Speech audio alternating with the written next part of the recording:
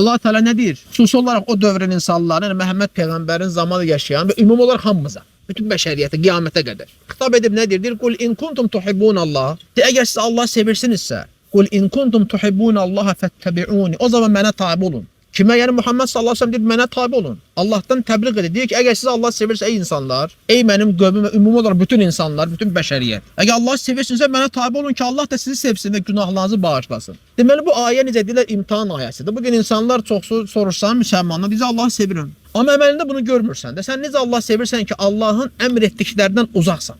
Sən necə Allah sevirsənsə, Allahın qadağan etdiyi şeylərə baş əyirsən.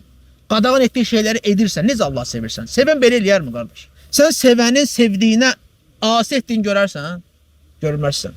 İddia edirsən ki, Allah mənə ən sevimli olandır, ən sevimli varlıqdır. Sənin sevdiyindən sənə mesaj gəlib açıb oxumursan. Quran-ı Kərimi oxumursan.